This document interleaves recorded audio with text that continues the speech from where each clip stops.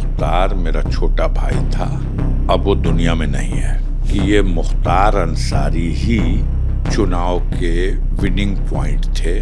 उनकी वजह से चाहे सिबतुल्ला अंसारी जीत जाए बड़े भाई, चाहे अफजाल अंसारी जीत जाए, चाहे मुख्तार अंसारी खुद जीत दें, सब कुछ उनके द्वारा होता है। एक तो ये सोच है, और उन लोगों की सोच है कि चूंकि मुख्तार बहुत बड़ा माफिया था, इसलिए पूरे सिस्टम को कंट्रोल कर लेता था और सबको जिसको चाहता था रौंद के जिता लेता था। उस तरह के लोगों की सोच का तो वही जवाब देंगे। हमें तो अपने बाप का नाम बताना होगा कि सुभानुल्लाह अंसारी था।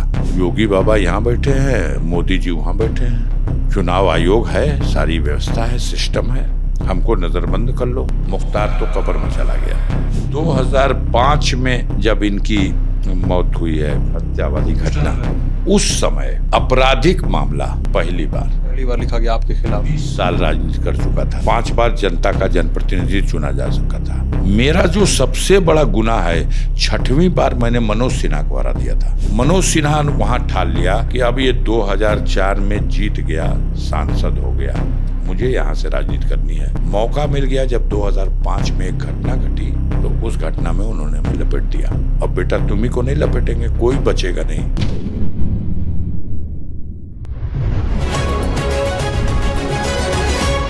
चुनाव यात्रा पावर्ड बाय टेटमोसॉल। हर सीजन का स्किन स्पेशलिस्ट टेटमोसॉल, डॉक्टर्स का सुझाया नंबर 1 ब्रांड। नमस्ते, मेरा नाम सिद्धांत है और हम हैं अब गाजीपुर लोकसभा में, और हमारे साथ फ्रेम में हैं अफजाल अंसारी, जो इस सीट पर इनकम्पेंट सांसद भी हैं और समाजवादी पार्टी के टिकट पे इस बार चुनाव लड़ रहे हैं। अफजाल जी, बात करने का बहुत बहुत शुक्रिया। क्या हाल चाल है? आपका स्वागत है गाजीपुर में। और अफजाल अंसारी से हमारी लंबी 1-2 बातचीत पहले भी हो चुकी है। बहुत सारे किस्से कहानियां हमने उसमें सुने हैं, आरोप इल्ज़ाम सब कुछ प्रत्यारोप पे बातचीत हो चुकी है। उन बातचीत को आप पिन कमेंट में सेक्शन में जाके आप देख सकते हैं। अफजाल जी, सबसे पहले मैं एक सवाल जानना चाहूँगा जो सबके मन में कौंध रहा है, मेरे मन में भी कौंध रहा है। आप जो साल 2019 में मनोज सिन्हा को हरा के सीट पे कब्जा करते हैं, इस साल आपके सामने पारसनाथ राय हैं, मनोज सिन्हा को हरा के सीट पे कब्जा करते हैं, जीतते हैं सीट को। उस समय आप बसपा के टिकट पे थे, लेकिन इस बार आप चुनाव समाजवादी पार्टी के टिकट पे लड़ रहे हैं। आप समाजवादी पार्टी में क्यों गए, मैं ये सवाल पूछना चाहता हूँ। इसके साथ ये भी नत्थी करूँगा कि बसपा को क्यों छोड़ा। देखिए, सच तो ये है कि न बसपा ने हमको छोड़ा, न हमने बसपा को छोड़ा। हमने कोई त्यागपत्र नहीं दिया और उन्होंने हमारे खिलाफ भी कोई एक्शन नहीं लिया। अगर हो तो आपके पास तो न बहन जी ने मेरे ऊपर कोई एक्शन लिया है और न मुझे उनसे कोई शिकायत है। ये इलेक्शन मैं समाजवादी पार्टी से लड़ रहा हूँ और मैं बता चुका हूँ। समाजवादी पार्टी के मुखिया, उनसे मेरी बात हुई और वो उनके दिल में भरोसा ऐसा आया कि उन्होंने मुझे इस लायक समझा कि हम अपना टिकट उन्होंने गाजीपुर में दिया। मैं इस सवाल को एक फिर से दोहराना चाहता हूँ।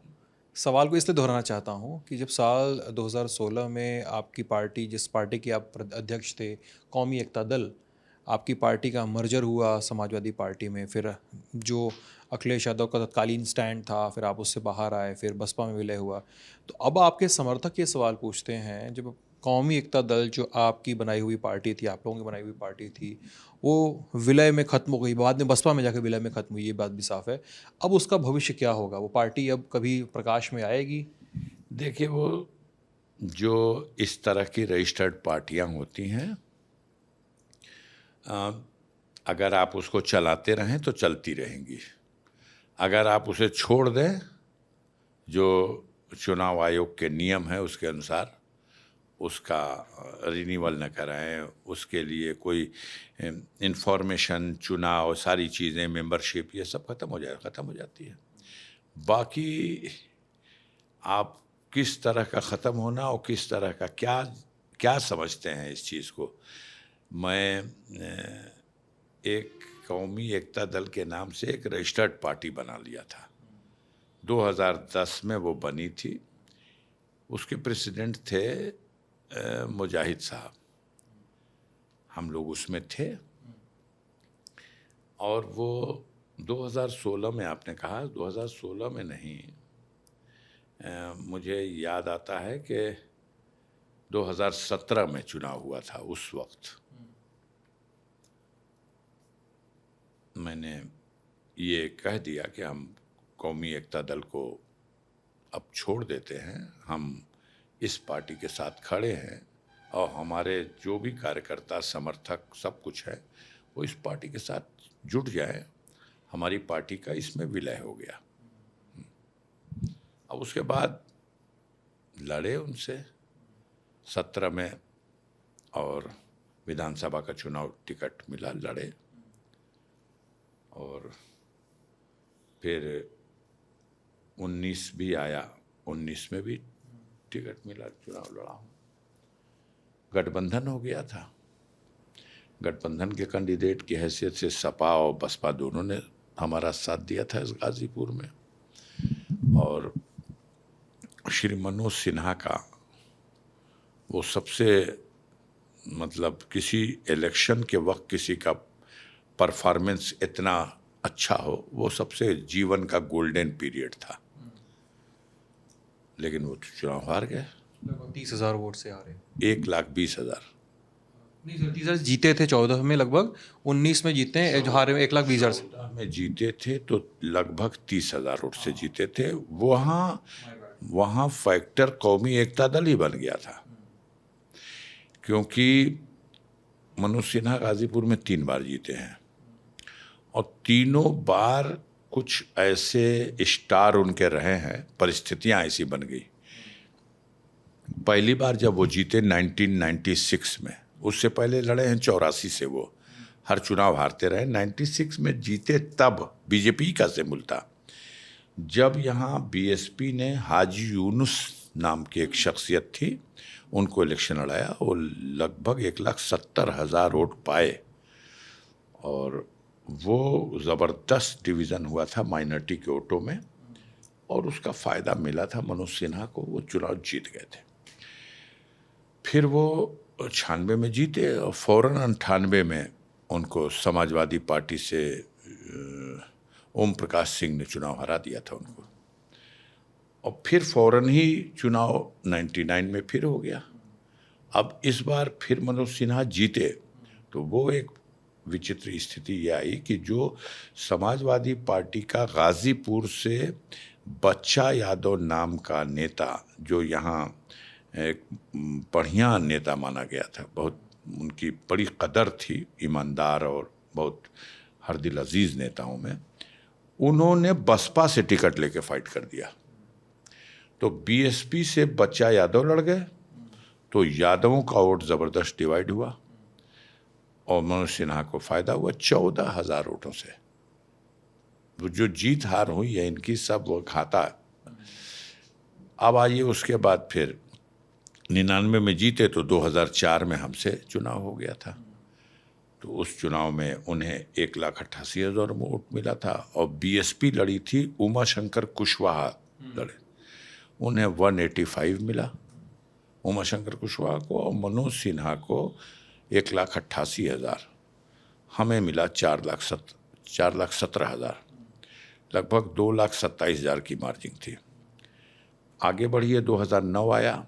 2008 में मनोज सिन्हा ने एक, वो थे बीजेपी की तरफ से परिसीमन कमेटी के मेंबर, जैसे समाजवादी पार्टी की तरफ से मुलायम सिंह खुद थे परिसीमन पार्टी से कोता है, उसमें मनोज सिन्हा थे। उस वक्त उन्होंने पूरा ब्रेन लगाया और गाजीपुर में कुछ इस तरह का कॉन्स्टिट्यूंसी का बंटवारा किया उन्होंने कि एक अपने लिए बड़ी सुरक्षित सीट बनाई, जिसमें 3 विधानसभा बलिया की होगी, बैरिया, सदर बलिया और फेफना, और 2 विधानसभा अपनी होम विधानसभा मोहम्मदाबाद और जहूराबाद।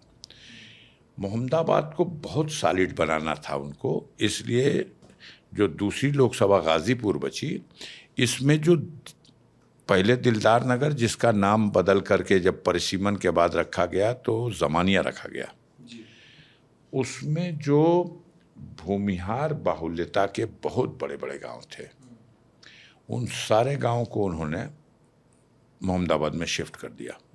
मोहम्मदाबाद में पहले से भूमिहार मतदाताओं की संख्या बहुत अधिक थी। अब उसमें चला आया बसुका, नौली, उतरौली, त्रिलोकपुर, उसके बाद आ गया डेढ़गावा, उसके बाद रेवतीपुर। गहमर के बाद सबसे बड़ा गांव है रेवतीपुर, उसके बाद शेरपुर, रामपुर, ये सब उन्होंने मोहम्मदाबाद में डाल दिया कि ये एक सॉलिड विधानसभा हो गई और ये एक सॉलिड लोकसभा हो गई, क्योंकि 3 विधानसभा में भूमिहारों की संख्या बहुत अच्छी हो गई। जहूराबाद, मोहम्मदाबाद और फेफना। और सदर में मतलब वो बीजेपी की राजनीति करते थे, तो बलिया सदर में ऐसे मजबूत, अब वहाँ वोट भी है भूमिहार का 25-30 हज़ार, और बैरिया भी, तो वो सॉलिड सीट बनाया। और 2004 में यहाँ जब बड़ी मार्जिन से हार गए हमसे, तो वो 2009 का इलेक्शन लड़ने चले गए बलिया, लेकिन उनका विज्ञान फेल हो गया, क्योंकि बलिया का ट्रेंड ही नहीं है कि वो किसी दूसरे को, बाहर वाले को वोट दे। वो चले गए और वहाँ उनको बहुत तवज्जो नहीं मिली। मात्र 1,32,000 34,000 वोट ही मिला, जमान जब्त होते होते बची। तो उन्होंने माना कि वो फिर वो भाग के 14 में यहाँ आ गए। अब 14 में हमने यहाँ पर कौमी एकता दल के समर्थन से डीपी यादव को लड़ा दिया, और DP Yadav near about 80,000 vote पा गए। समाजवादी पार्टी से शिवकन्या लड़ी, उनको 2,74,000, और फिर बीएसपी से एक यादव जी, KN यादव, जो पहले मंत्री रहे हैं, विधायक रहे हैं, चंदौली के सांसद रहे हैं, कैलाशनाथ यादव, वो चले लड़े, तो 2,42,000 वोट बीएसपी ले गई। यादवों का वोट कटा उनके साथ। एक जनरल समझिए कि 60-70,000 75,000 वोट वो ले गए, और ये डीपी यादव लड़ गए। तो इनके साथ भी ये हुआ, माइनॉरिटी का और यादव का कट के इनको। अब उसमें वो 3,06,000 पाके जीत गए। ये 2014 की बात है। हम 2009 में यहाँ लड़े थे, हम 2009 का चुनाव यहाँ लड़े थे, 2000 बसपा से ही। हमारा टिकट सपा से कट गया, तो हम बसपा से लड़े, तो 3,10,000 वोट यहाँ हमें मिला था। तब बीजेपी को ने एक गेम कर दिया यहाँ पर, हालांकि वो उनके जिला अध्यक्ष रहे हैं प्रभुनाथ चौहान, उनको टिकट दे के लड़ाया, लेकिन वोट पूरा का पूरा शिफ्ट किया। तो समाजवादी पार्टी से राधे मोहन सिंह लड़ रहे थे, वो 3,74,000 वोट पाके जीत गए, हम 3,10,000 वोट पाके हार गए। लेकिन बीजेपी के कैंडिडेट को ओनली 22,000 वोट मिला, सिर्फ 22,000, जो उत्तर प्रदेश में शायद सबसे कम वोट किसी सीट पे बीजेपी पाई, तो यही सीट थी। 19 का चुनाव हमने देख ही लिया। अब हम 14 में जब मनोज सिन्हा यहाँ लड़ने आए, तो हम बलिया चले गए लड़ने। हमें भी बलिया का आइडिया नहीं था, तो हम बलिया में लड़े। 1,65,000 वोट हम कौमी एकता दल के वही गिलास सिंबल पे लड़े थे। ठीक है, 19 हो गया, 24 में खड़े हैं। आप नामांकन करने जाते हैं, और इस बार ईवीएम की जब मशीन आएगी, जो सामने वोटर्स के सामने 1 तारीख को रखी जाएगी, तो उसमें पारसनाथ राय जो बीजेपी के प्रत्याशी हैं, उनका तो नाम होगा ही, आपकी बेटी नुसरत का भी नाम होगा। उनका नामांकन करवाने जाते हैं आप, अपना नामांकन करने तो जाते ही हैं, नुसरत का भी नामांकन करवाने जाते हैं। एक ही साथ, हाँ।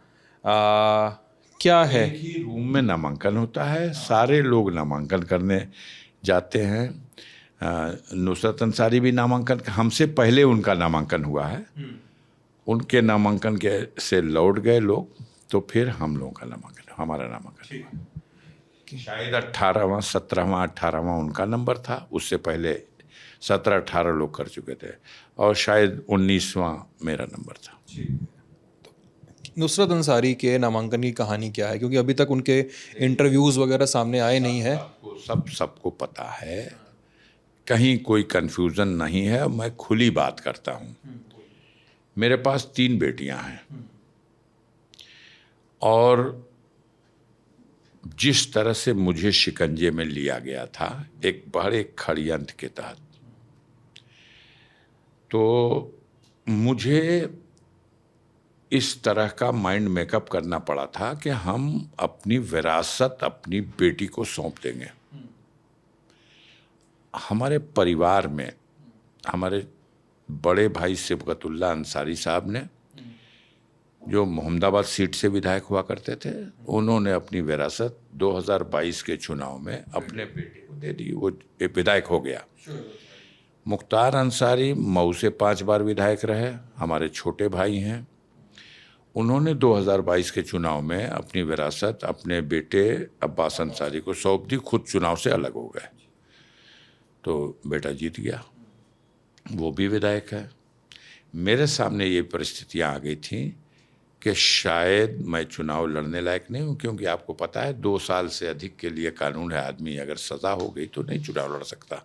जो आपके ऊपर एक मुकदमा चल रहा है, जो हाई कोर्ट में इसकी आज भी हियरिंग थी। हमारे ऊपर एक मुकदमा यहाँ चला और उसमें मुझे कन्विक्टेड किया गया 4 साल की सज़ा के साथ। चैलेंज किया हाई कोर्ट में, वहाँ हमें ज़मानत मिली, सज़ा स्टे नहीं हुई।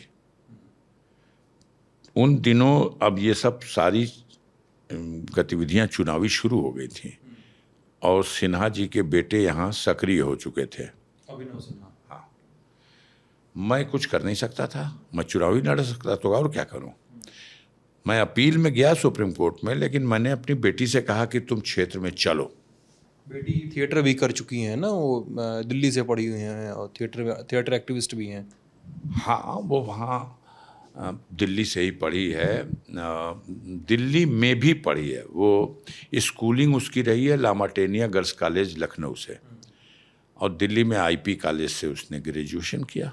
नहीं, दिल्ली में छोटी वाली आईपी गई, वो लेडी श्री राम कॉलेज से किया है उसने, LSR से किया। और उसके बाद MA किया उसने Tata institute of social sciences, TISS कहा जाता है, तुलजापुर से। उनका 3 ब्रांच है, हैदराबाद, तुलजापुर और मुंबई। तो उसने वहाँ से किया, वहाँ से उसका परफॉर्मेंस बहुत अच्छा था। वो गोल्ड मेडलिस्ट थी और फर्स्ट थी पूरे यूनिवर्सिटी में।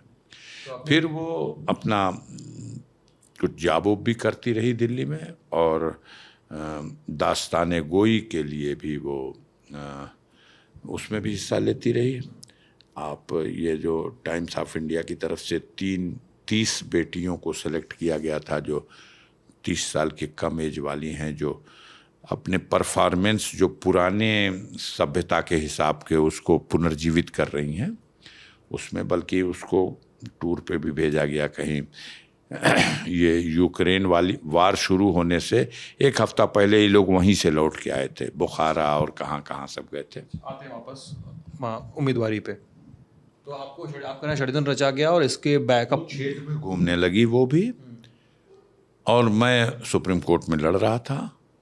सुप्रीम कोर्ट में ऐसी सूरत हाल बन गई कि उन्होंने सुनवाई के बाद एक आदेश पास कर दिया 12 दिसंबर या 14 दिसंबर को कि मेरी सज़ा पर गाज़ीपुर कोर्ट द्वारा जो मुझे सज़ा का आदेश हुआ है वो सस्पेंड किया जाता है, हमारे अपील जो हाई कोर्ट में है उसके निस्तारण तक के लिए। और उसमें उन्होंने कहा कि 30 जून तक उसको आप प्रयास करें कि इसका निस्तारण हो जाए। और जहाँ तक मुझे पता है अभी तो दोनों पक्षों को सुना ही जा रहा है, आज भी हियरिंग थी। तो आप जब इस तरह के हालात हैं तो दोनों चीज़ें हैं ना। तो मैंने उस तैयारी के लिए कि अगर मेरा पर्चा ही खारिज हो जाए तो मेरी बेटी सब्स्टिट्यूट कैंडिडेट की हैसियत से नामांकन भरी थी। वो तो आपकी टीम और आपके कार्यकर्ता फिर उनके लिए काम करेंगे, उनके साथ पैरेलली काम करेंगे। बात सुनिए, हम और सभी उसके लिए काम करते। अगर मेरा पर्चा खारिज होता तो वो कैंडिडेट हो जाती समाजवादी पार्टी की। मैंने ये तो मुखिया को बता रखा था। पर्चा खारिज होता तब उस समय की बात है। नामांकन की आखिरी तारीख थी बीतने के पहले तक। मैंने 13 को नामांकन किया है और 13 को हाई कोर्ट में बहस है। अब 15 को जांच हो रही है। तो 2 AB फार्म इशू हुए, एक उसके फॉर्म में लगे, एक मेरे फॉर्म में लगे। ये अगर मेन कैंडिडेट है, इसका पर्चा वैध है, तो ये पर्चा स्वतः कैंसिल, तो ये वैध हो गया, वो कैंसिल हो गया। तो ये सब कुछ तो 17 तक के लिए था ना। और 17 के बाद अगर कोई 18 में, 19 में, 20 को डेट थी, 20 को, तो एक निर्दल कैंडिडेट की हैसियत से उसका पर्चा दाखिल है और अपना क्षेत्र में घूम रही है। उसने क्षेत्र में घूम करके ये बात कही है और जनता, अब तो मर्जी उसकी ना कि उसको बनाएगी कि भगा देगी, लेकिन वो वोटर है और उसने पर्चा भरा है। वो वक्त गुजरता चला गया। सोचा गया था कि किसी स्टेज पे मैं खत्म हो जाऊं, तो उस कंडीशन में वो आधिकारिक प्रत्याशी हो जाएंगी 100%। लेकिन अब चुनाव तो 4-5 दिन बाद पोलिंग ही है, तो अब 4-5 दिन बाद तो पोलिंग ही है। अपडेट भी 31 तारीख को गई, 31 तारीख को डेट है और उसके बाद 1 तारीख से कोर्ट बंद हो जाएगी। ये भी 31 तारीख को मुझे मेरी तरफ से वकालतनामा दाखिल करने के लिए और उसमें कुछ काउंटर के लिए, तो उसमें बयानअल्फी करने के लिए मुझे जाना होता है। उसके लिए डेट है, फिर आगे जैसा भी होगा। तो अब इलेक्शन तो एक इलेक्शन साइकिल के निशान पर अफजाल अंसारी लड़ रहे हैं और बटन तो जनता उस पर दबाएगी। वो एज ए निर्दल कैंडिडेट अपनी जगह उस तरह स्टैंड कर रही है। मैं 2-3 छोटे सवाल पूछूंगा और उस पर फिर उसके बाद इंटरव्यू को रैप करने की कोशिश करेंगे हम लोग। कि पारसनाथ राय से उनके कुछ भाषणों को देखा मैंने, कुछ उनकी कुछ जनसभाओं को मैंने वॉच किया, तो वो ये बार बार इल्ज़ाम लगाते हैं कि 2014 से 19 तक एक लोकसभा में विकास हुआ। उनकी पार्टी के नेता थे, पारसनाथ राय के वो करीबी भी रहे हैं मनोज सिन्हा, तो उनका कहना लाजिम है।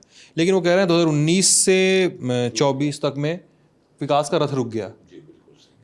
हाँ, यही बात वो कहते हैं, यही बात वो कह रहे हैं जो आप बिल्कुल सही वही बता रहे हैं।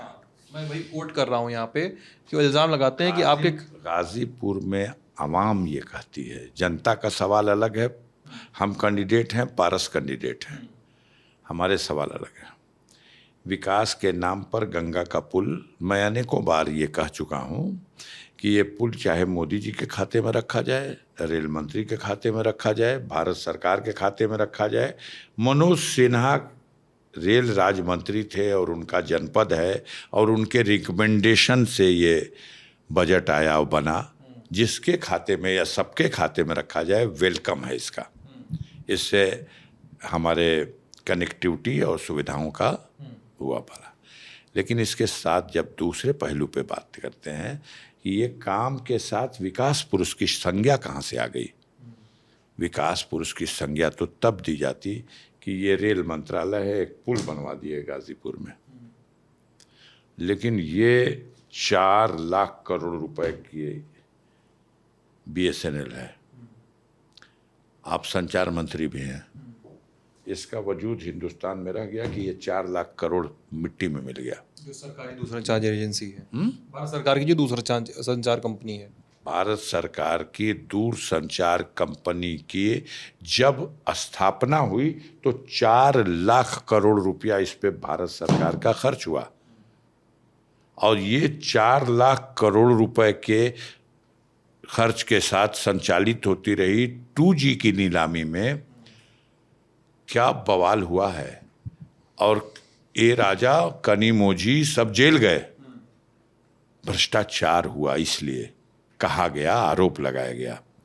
लेकिन ये 2G से 4G 4G कब हो गया और ये मिट्टी में कब मिल गया। हमें तो याद है कि हम लोगों को 100 ठो सिम मिलता था कि बहुत चाहता कोई होगा तो एक दे दीजिएगा, और लाइन लगती थी BSNL का सिम लेने। सिम बढ़ता तो लाठी वोटी भी चलती थी पुलिस की।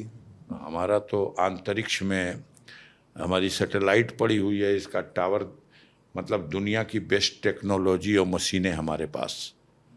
और हम ही मंत्री हैं इसके, और एक नई कंपनी आ रही जियो, और वो जियो जो कुछ भी नहीं है वो आज आकाश की बुलंदियों में है, और ये BSNL आज ज़मीन में धंस के ख़त्म हो गई। कोई इसका सिम रखने को तैयार नहीं, ना आपने रखा होगा ना हमारे पास है। ठीक है, यानी आप कह रहे हैं सवाल इस चीज़ का है कि एक तरफ से एक तरफा खाली दिखाने से विकास हुआ।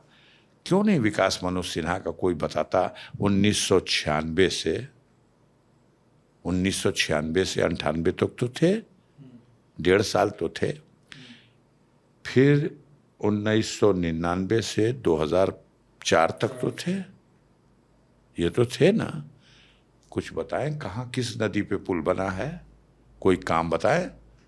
कौन दुनिया का आदमी नहीं जानता कि एक सामान्य सांसद या विधायक कुछ एक्स्ट्रा तभी कर सकता है या तो वो सत्ता में हो, और या वो सत्ता के किसी पद को धारण किया हो, तब का कोई काम आसान होता है। फिर मनोज सिन्हा सत्ता में थे। कब सत्ता में थे? 1999 से 2005 तक। फिर भी कुछ नहीं कर पाए क्योंकि मंत्री नहीं थे, 14 मंत्री थे, सत्ताधारी दल के विधायक थे।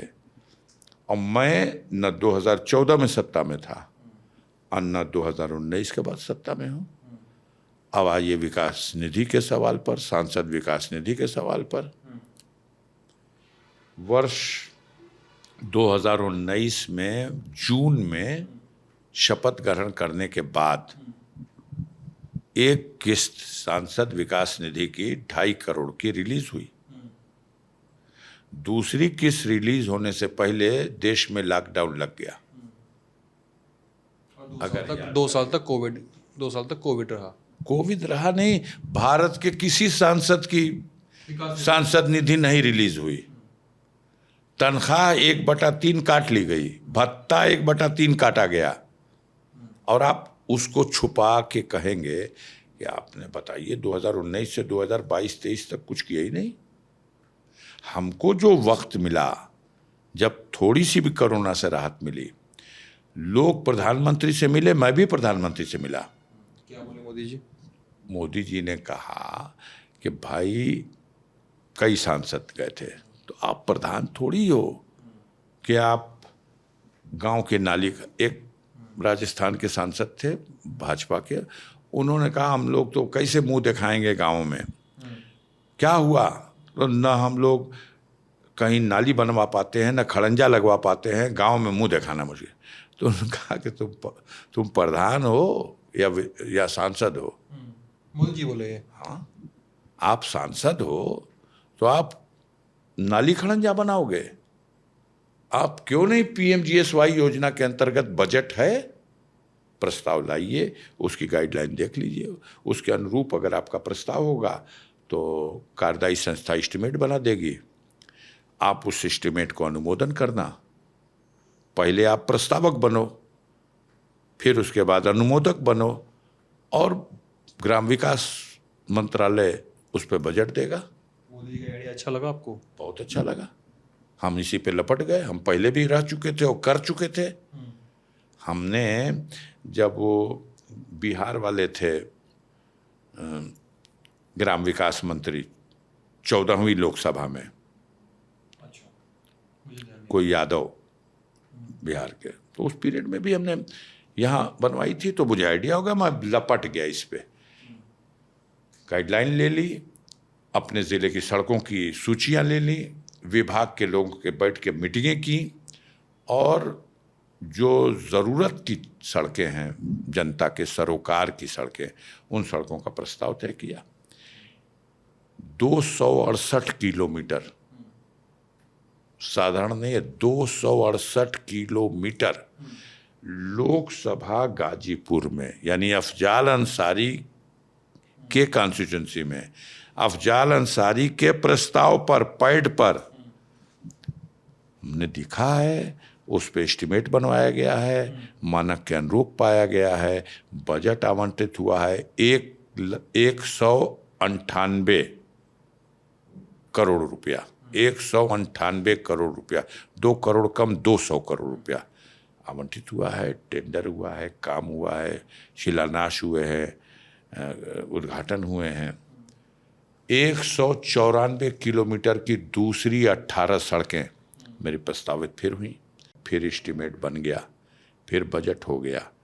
टेंडर नहीं करा पाए क्योंकि ये मैं डिस्टर्ब हो गया, जेल भेज दिया गया, पद से ही पद मुक्त कर दिया गया। याद रखिएगा कि 1 साल हो गया है इस बीच में। मुझे अप्रैल में सज़ा हो गई थी, 2023 में आपको सजा। तो हमारा हिसाब करिए 29 अप्रैल 2023 से, और नहीं इधर का तो छोड़ दीजिए, 29 अप्रैल से पहले चले जाइए तो 22, 21, 21 से। अब उस पीरियड में ये काम है मेरा। अब जो सांसद निधि है, अटल बिहारी सोलर लाइट योजना, 1000 सोलर लाइट गाजीपुर के लिए स्वीकृत कराया। उसमें हम लोगों को 1/3 पैसा देना होता है, 2/3 गवर्नमेंट देती है। हाई लगी है। हाई मार्ट लाइट भारत सरकार ने, प्रदेश की सरकार ने चापाकल के लिए पैसा रोक दिया। उन्होंने कहा कि नहीं नहीं, घर घर नल, घर घर जल, हमारी ये योजना है, हम हैंड पाइप का पैसा नहीं देंगे। और जनता है कि सर नोचे हुए है कि भैया पानी बिना मर जाएंगे, हम मर जाएंगे, हमारा मवेशी मर जाएगा। हमने तो डेरा वहाँ बना दिया, 20 घर हो गया। हमने सांसद विकास निधि से 50 हैंड पाइप एक बार, 100 हैंड पाइप एक बार, 100 हैंड पाइप एक बार, 100 हैंड पाइप एक बार, उसी में दिया है, उसी से रिलीज कराया है, उसी से काम कराया है। अब आपको तो दिखाई नहीं देगा, आपको चाहिए हजारों करोड़ की। आप लाखों करोड़ डुबा दो और 1000 करोड़ का करा दो। हमारे खाते में डुबाना कुछ नहीं है, कराना है। और छोटे लोग छोटी ही ज़रूरत महसूस करते हैं, बड़े लोगों की बड़ी ज़रूरत। गांव का गरीब आदमी एक हैंड पाइप उसकी ज़रूरत पूरा कर दे तो वो समझता है हमको ट्यूबवेल मिल गया। हम उस दिशा में जो छोटे छोटे स्कूल चल रहे हैं उनको कमरा बनवाना है, उनके लिए बजट दिया है। 100 मीटर 200 मीटर की 56 गांवों में सीसी रोड बनवाई है, 56 गांवों में उस छोटे से बजट से। तो अब हमारी तुलना ये करिए कि भारत सरकार के 3 विभाग के आप मंत्री हैं और आप काम कुछ नहीं किए। मैं मंत्री नहीं हूँ, मैं एक सांसद हूँ, और पहले 2 साल जो मानवता पर ही एक तरह का संकट था कोरोना का, उसमें गया। लास्ट का 1 साल मुझे, अब इसको भी क्या करेंगे जीत के, वो तो कचहरी दौड़ते रह गए। कभी पड़ताल करिए मेरे खिलाफ मुकदमे क्या हैं। एक मुकदमा है मॉडल कोड ऑफ कंडक्ट का, चंदौली ज़िले में आप बिना अनुमति के भाषण करके चले गए, वोट मांग के चले गए। एक मुकदमा है मोहम्मदाबाद में, मीटिंग की अनुमति थी 8:30 बजे तक, आप 9 बजे तक मीटिंग करके चले गए। एक मुकदमा है कि प्रदेश बंद का आयोजन था, धरना प्रदर्शन हुआ, उसमें तोड़फोड़ हुई और तोड़फोड़ में 10,000 रुपये की क्षति हो गई। जो संपत्ति थी वो 10,000 रुपये की आकलन की गई है, क्षति हो गई। ये मुकदमा है। बाकी गैंगस्टर है। और उससे पहले स्वर्गीय कृष्णानंद राय के हत्याकांड वाली घटना में मुझे 120 बी का आरोप लगा कर कि आपका षड्यंत्र था इस घटना के लिए, मुझे उसमें मुलजिम बनाया गया। मैंने ट्रायल फेस किया, ट्रायल कोर्ट ने मुझे दोष मुक्त किया, लेकिन उस केस के लिए कि चूंकि एक बड़ी घटना में आप आरोपी हैं, इसलिए आपके ऊपर special act, UP gangster act भी चलाया जाएगा, वो बना दिया। एक ही क्राइम मेरे क्राइम लिस्ट में लिखा हुआ है, चार्ट जो कहते हैं उसको, क्राइम चार्ट में एक है। बहस यहाँ भी चल रही है, बहस सुप्रीम कोर्ट में भी चल रही है, जो निर्णय आए कोर्ट का आज की डेट में तो यही है कि अभी सब जुडिश है मैटर, तो उस पर कोई हम टिप्पणी नहीं कर सकते, वो बात समझ में आती है। अखबार में, टीवी में फैसला हर बार यही लिखा जाता है कि अगर उनकी सज़ा बहाल रही तो वो चुनाव नहीं लड़ेंगे, लड़ भी जाएंगे तो रद्द होगा, रद्द हो जाएगा तो फिर होगा, जय बार भी होगा।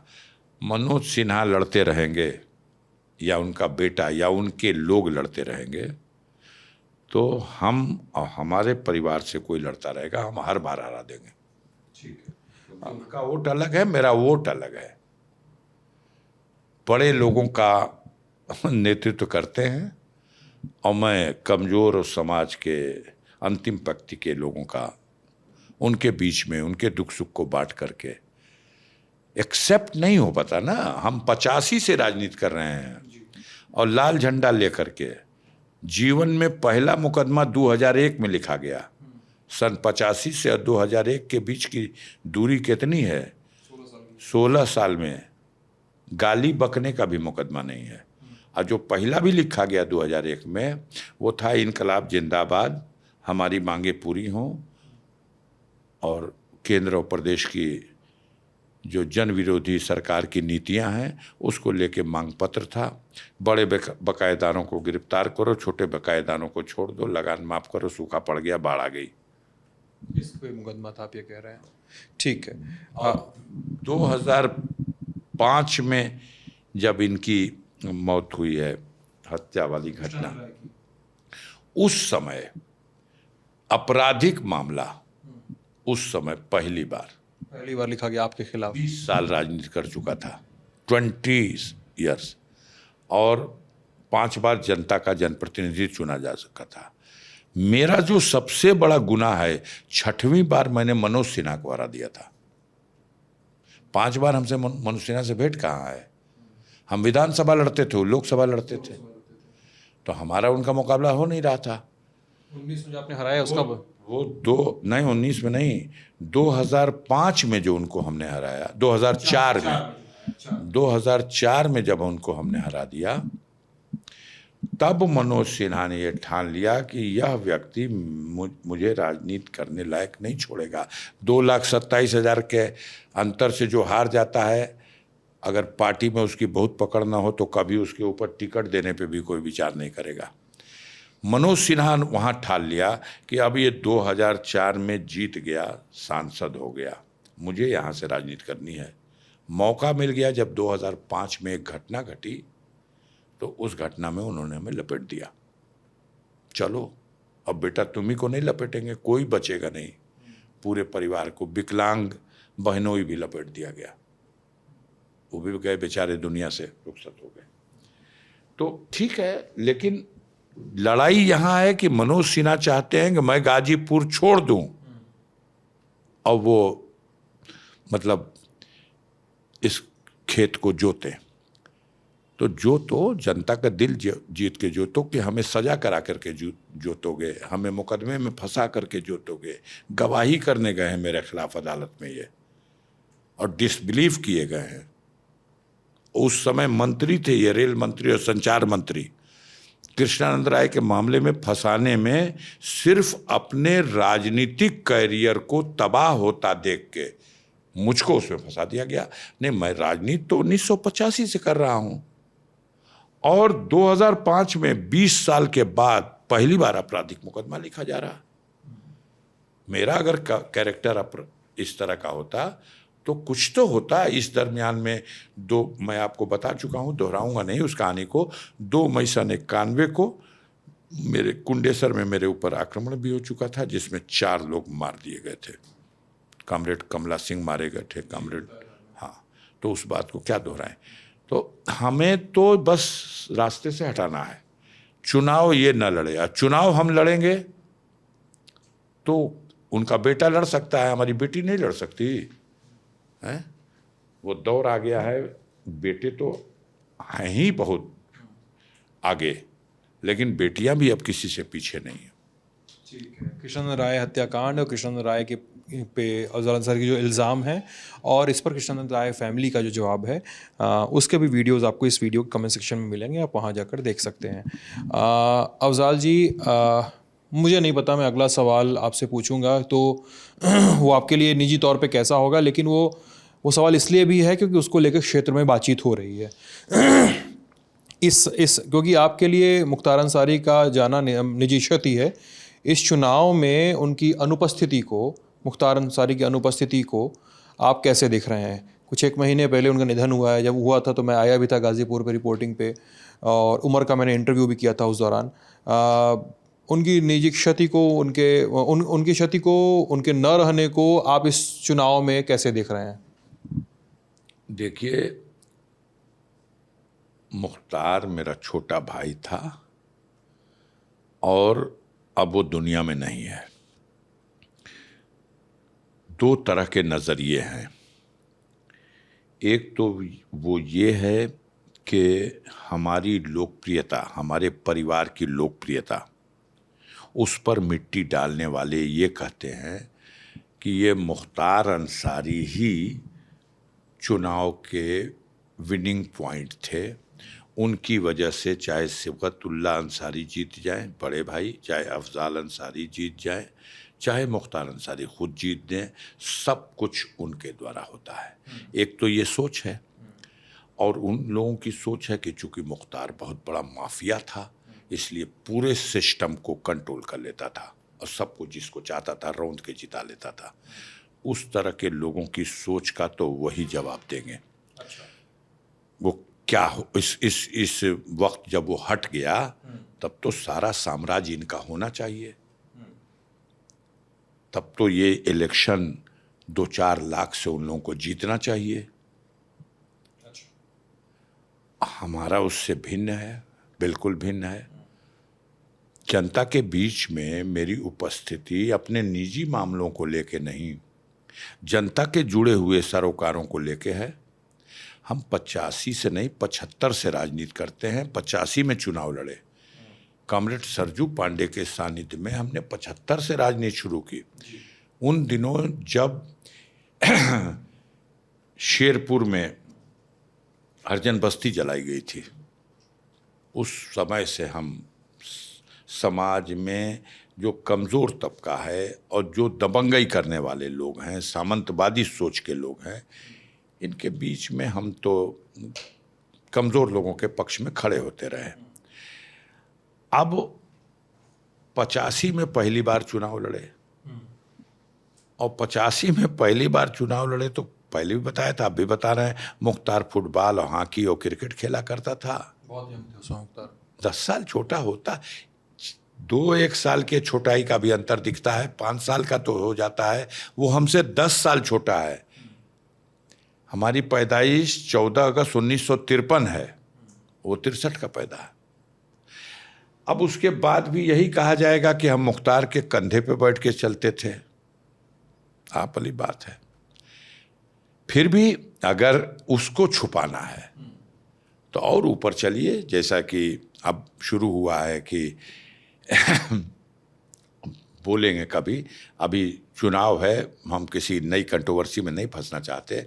अब हमारे परिवार का शिजरा भी कोई दूसरा बता रहा, क्योंकि वो शर्मिंदा है, उसने शर्मिंदगी करने वाला काम किया है, तो वो उससे भी अलग कर रहा है। तो खैर कोई बात नहीं।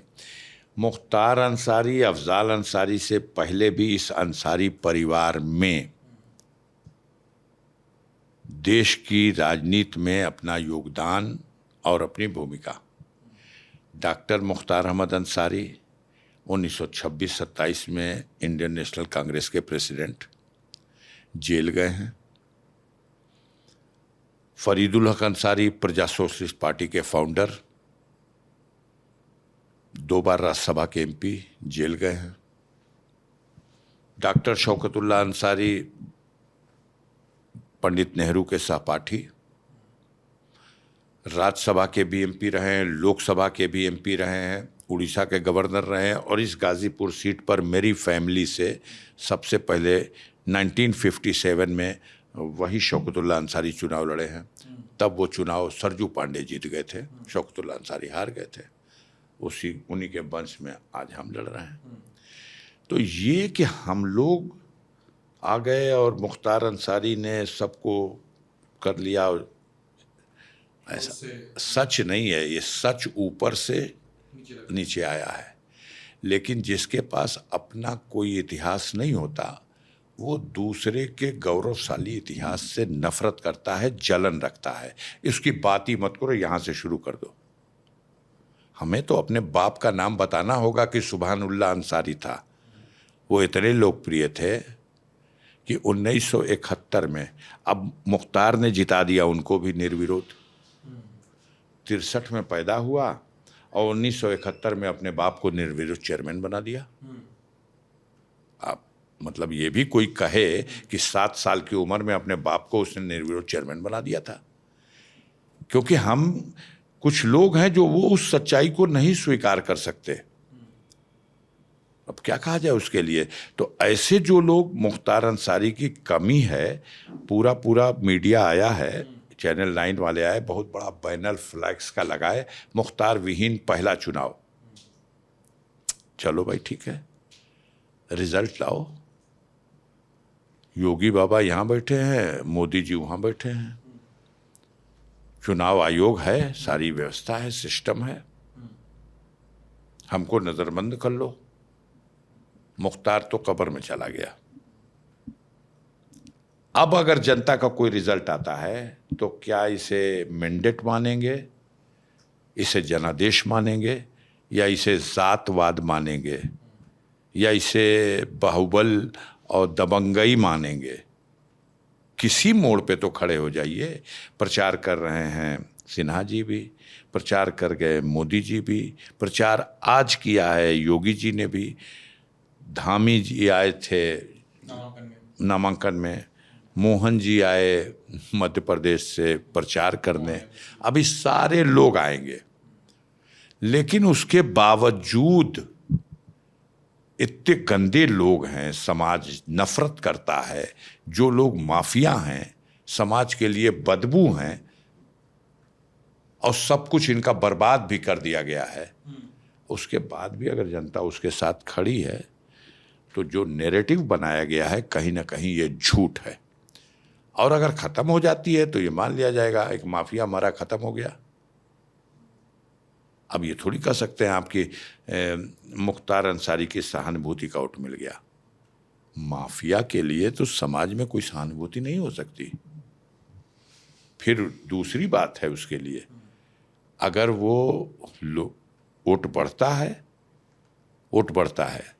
मान लीजिए सपा बसपा का मिलके हम 5,64,000 वोट पाए थे, 5,64,000 19 में सपा बसपा मिलके। 4 तारीख को देखिएगा, उसके बाद कुछ आइडिया बनाइएगा। ठीक है, 4 तारीख को नतीजा देखेंगे। आखिरी 2 सवाल मेरे छोटे छोटे। जब आप अपने घर में अपनी पिछली पीढ़ियों का नाम गिना रहे थे, तो अगर आपके निगाह से गया हो, आपके निगाह से ऐसे भाषण गए हों तमाम भाजपा के नेताओं के, कि वो बार बार इस बात को पॉइंट आउट करते हैं कि वो अंसारी परिवार बचने के लिए अपने पूर्वजों का नाम लेते हैं, हामिद अंसारी से लेकर ब्रिगेडियर उस्मान अंसारी तक, सब कुछ का। हम अपने परिवार का शिजरा हम बताएंगे या कोई दूसरा बताएगा? अगर है किसी के पास, ललन टॉप को मैं इसके लिए कहता हूं कि आप इसकी छानबीन कर लो। इसमें क्या है? आप ये क्यों नहीं कर सकते? कहते हुए शर्म आ रही है कि हम एक तरफ अमृत महोत्सव मना रहे हैं, आज़ादी का अमृत महोत्सव मना रहे हैं। क्या करेंगे? तो जिन लोगों ने देश के स्वतंत्रता संग्राम में योगदान दिया है, उन लोगों को, उनकी यादों को और उनसे जुड़े हुए लोगों को हम प्रोत्साहित करेंगे, जो भी करें, हाँ, सेलिब्रेट करें। डॉक्टर मुख्तार अहमद अंसारी, चेरिस हॉस्पिटल में वार्ड है लंदन में, और दिल्ली में अंसारी रोड है, दरियागंज की कोठी नंबर 1 आज भी आसार कदीमा के पास है। अंसारी नगर भी है, जो एम्स के पीछे वाला पूरा एरिया है ना, वो अंसारी नगर है। और डॉक्टर मुख्तार अहमद अंसारी, अब आप उनका शिजरा पूछेंगे तो हम बताएंगे कि दूसरा बताएगा। अब हम अगर डॉक्टर अंसारी को कहते हैं कि वो मेरे पूर्वज थे, आपको क्यों परेशानी हो रही भाई? इसलिए हो रही है कि आपने अपने मुंह में कालिख पोता है। आपने डॉक्टर मुख्तार अहमद अंसारी के स्कूल की बाउंड्री गिरा दी। डॉक्टर मुख्तार अहमद अंसारी स्कूल की बाउंड्री गिरा दी गई। वो स्वतंत्रता संग्राम सेनानी जो गांधी के साथ जेल में रहा, और आरोप क्या है उसमें, 2 मंडा गांव समाज की जमीन है उस विद्यालय के पूरे बिल्डिंग प्रांगण, जहां उसका साइकिल स्टैंड है। 1200 बेटियां भी उसमें हैं पढ़ती, 2400 बच्चे बेटा बेटी हैं। वो जहां जिस बाउंड्री से सटी हुई जहां लड़कियों की साइकिलें खड़ी होती थी, ये तो 2 मंडा सरकारी है। सरकारी में क्या है, बंजर है। अब बंजर जमीन पर 4 दीवारी गिरा दी गई। वो स्कूल सरकारी है। सरकारी से मतलब कि वित्त पोषित, उसके सारे स्टाफ सरकारी हैं, सब कमीशन से आते हैं, प्रिंसिपल से लगा के सब। नफरत है डॉक्टर एम.ए. अंसारी से, इसलिए वो दीवार गिरा दी गई। फरीदुल हक अंसारी, ये तथ्य है भैया, ले लो। फरीदुल हक अंसारी, मैंने कहा ना, प्रजा सोशलिस्ट पार्टी के फाउंडर, 2 बार राज्यसभा के एमपी, पंडित नेहरू के साथ लंदन में पढ़े, रूम पार्टनर थे, एक कमरे में ये दोनों रहते थे। एक ही साथ बार एट लॉ की डिग्री लेके ये लोग इंडिया लौटे थे और गांधी जी से प्रभावित थे। स्वतंत्रता संग्राम आंदोलन में कूद गए, गिरफ्तार हुए, फिरोजपुर की जेल में रखे गए। यहाँ के बहुत बड़े जमींदार थे, उनके नाम का स्कूल बुलडोजर से गिरा दिया। वो कहते हैं कि अवैध निर्माण है और होंगे, हम तो कह रहे हैं। इस पे क्या इल्ज़ाम है फरीदुल हक अंसारी पे? कैसा अवैध इल्ज़ाम? मान्यता प्राप्त स्कूल है, स्कूल का नाम है Faridul Haq Ansari school, doctor Mukhtar Ahmad Ansari school. क्या अवैध है? जहां पारस राय का स्कूल है, गांव समाज की ज़मीन है, पोखरे की ज़मीन है। अब पोखरे जो श्रेणी 32 में रिजर्व है, ऐसी भीठे की ज़मीन है, और उस पर हमारे श्रीमान ने जो किया, पूरा सरकारी अमला प्रस्ताव बना के भेज दिया है गवर्नमेंट को और राज्यपाल को कि इसकी नवैयत बदल दी जाए, इसको बदलैन में दूसरी ज़मीन कहीं ले लिया जाए और ये ज़मीन इनको दे दी जाए। श्रेणी 32 की ज़मीन का बदलैन नहीं होता। दूसरी पार्टी हाईकोर्ट चली गई, रुका हुआ है, पूरा कागज़ दिखा सकता हूँ। तो एक तरफ फरीदुल हक अंसारी हैं, तो भले स्वतंत्रता संग्राम सेनानी हो, भले वो 19 महीना जेल काटे हों। डॉक्टर मुख्तार अहमद अंसारी भले ही जब देश गुलाम था तो अपनी कोठी की चाबी गांधी को दे दिए कि इसको केंद्रीय कार्यालय बना लीजिए, आज उसकी बिल्डिंग गिर रही है स्कूल की। तो अपना गुनाह छिपाना है। अब वो गुनाह कर चुके हैं तो वो यही बात कह सकते हैं कि वो लोग इनके परिवार के नहीं हैं। और क्या कह सकते हैं? हामिद अंसारी के लिए हम कोई सबूत दें, सबूत दें। आज भी जितनी जगह जमीन है हमारे 4 पीढ़ियों की, कोई बंटवारे नहीं हुआ है, सब सह खातेदार है। एक इंतखाब मिलेगा, उसमें सबका नाम मिलेगा। अब कौन सा सबूत दें? हमारे बाप की अम्मी और उनकी अम्मी सगी बहन है, अब कौन सा सबूत दें? कौन सा सबूत दें? आप कहाँ से है ये सबूत, कहाँ से ये ज्ञान आ गया आपको जो आप बक रहे हो? आप बको, हम चुनाव में इसका जवाब नहीं देंगे, लेकिन देंगे चुनाव के बाद देंगे, क्योंकि आपने स्वतंत्रता संग्राम सेनानियों का, हमारे पूर्वजों का, जिन्होंने देश की आज़ादी की लड़ाई लड़ी है, उनका अपमान आपने किया है। देश के लिए मरने वालों का, शहीदों का आपने अपमान किया है। अपने हिसाब से जब समय लोगों को जवाब दीजिएगा। अभी नहीं, वक्त नहीं है। ठीक चुनाव के वक्त पे हम क्यों कहें? ठीक है। आखिरी सवाल, जीतेंगे तो गाजीपुर के लिए क्या करेंगे? अगर आप जीतते हैं तो गाजीपुर के लिए क्या काम है, एजेंडा क्या होगा? भैया 2 कंडीशन है। एक कंडीशन है कि जीत गए और इंडिया गवर्नमेंट की सरकार बन गई, तो आपके साथ तो तीसरी कंडीशन भी है, जीत गए, उपचुनाव नहीं हो, उपचुनाव हो गया, अगर कन्विक्शन हो गया तो बिटिया जीती है। होगा तो फिर लड़ेंगे, होगा तो फिर सुप्रीम कोर्ट जाएंगे। कानून में और न्यायपालिका में और संविधान में विश्वास है हम लोग। योगी आदित्यनाथ थोड़ी है कि हमारे खिलाफ चार्जशीट लग जाएगी तो हम अपने ही गवर्नमेंट में उसको उठा लेंगे। केशव मौर्य के खिलाफ जितने मुकदमों की चार्जशीट है सब उठा लेंगे। हमारा उनका कोर्ट में ट्रायल नहीं होगा, वो कानून से ऊपर लोग हैं। हम लोगों का कोर्ट में ट्रायल होगा, हम उसको फेस करेंगे। हाई कोर्ट से ही हमें न्याय मिलेगा 100%। हम उम्मीद नहीं छोड़े हैं, हम भरोसा हमारा नहीं टूटा है। हम कानून के रास्ते से बिल्कुल फिट केस है।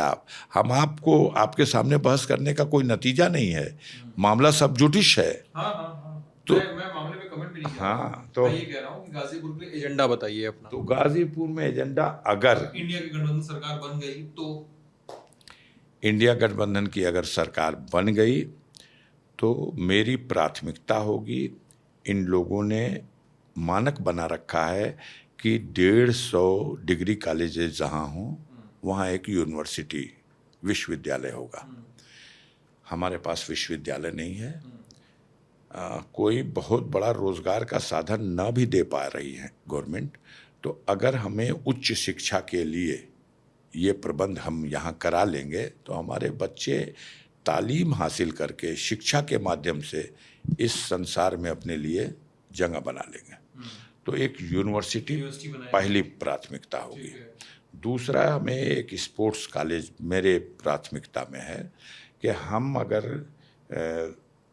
आगे इंडिया गवर्नमेंट बन गई तो हम गाजीपुर में एक से एक खेल प्रतिभाएं हैं, लेकिन उनको विकसित करने का अवसर नहीं है। आगे अकेडमी बनेगी, वो सिर्फ गाजीपुर के लिए नहीं खेलेंगे, वो देश के लिए मेडल लाएंगे। तो हम स्पोर्ट्स कॉलेज का मेरा एक वो है।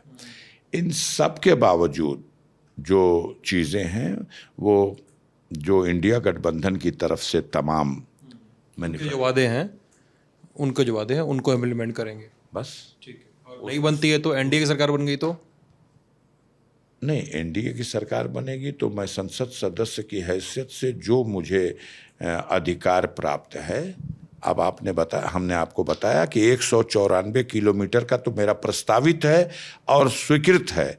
सिर्फ टेंडर होना है, काम शुरू हो जाएगा। उसमें टेंडर होते ही काम शुरू हो जाएगा, सड़कें बनेंगी। और आप दिन का समय होता तो दिखा देते हैं, मैं कहिए तो लिस्ट दे दूंगा, मेरे पास है। हाँ, भेज दीजिए व्हाट्सएप पे। अच्छा, तो पूरा भेज देता हूँ, आप उसको देखिए। 12-12, 14-14 किलोमीटर की सड़कें, एक सड़कें हैं और सब गाजीपुर की हैं। आप उसको एग्जामिन भी कर लीजिए। उसके लिए बस एक बहाना इनके पास है, हमारी विपक्ष की राजनीति करने वालों को। उस शर्मा तो जाते हैं, झुका लेते हैं सर। मनोज सिन्हा के 3 टर्म के कार्यकाल में 100 किलोमीटर PMGSY की सड़क नहीं बनी है, और अफजाल अंसारी सिर्फ इस कार्यकाल में 268 किलोमीटर बनवाया। तो अब ये कहते हैं कि पैसा तो भारत सरकार का है, ग्राम विकास मंत्रालय का है, भारत सरकार तो हमारी है। तो हम पूछते हैं, हमने काम कराया, उनका ये तर्क होगा। और आप जो पुल, आप क्या तर्क होते हैं? हम कहते हैं ये जो पुल बना है ये क्या किसी के घर से बना है कि भारत सरकार का बना है? और भारत सरकार किसी का प्राइवेट कारखाना है या इस देश की जनता के द्वारा चुने आप गए हैं? और इस देश की जनता की गाड़ी कमाई का जो टैक्स का पैसा है, उसी पैसे से तो सब है। अगर मेरे प्रस्ताव पे कोई विकास का काम होगा तो भारत सरकार का पैसा है, और आपके प्रस्ताव से कोई काम कराया जाए तो वो आपका निजी है। अगर वो निजी है तो वो 4 लाख करोड़ रुपया जो आपने डुबा दिया वो किसका था? जो BSNL का भट्ठा बैठा दिया वो किसका था? अंतिम बात कह के अपनी बात को, आपका अंतिम सवाल है, मेरा अंतिम सवाल है, किसी को चिकना करने के लिए जितना चाहे कोई चिकना कर ले। गाजीपुर का बच्चा बच्चा उसके दिल में ये बात है कि मनोज सिन्हा प्रोजेक्ट किए जाते हैं, बहुत बड़ा चेहरा। धरातल पर यह है कि पिछले 2019 के चुनाव में एक व्यक्ति जिसे ईडी ने जेल में बंद कर रखा है, यूपी पुलिस ने जेल में बंद कर रखा है, और जिसको कहा गया है कि ये महाठग है, इसका नाम है संजय शिरपुरिया।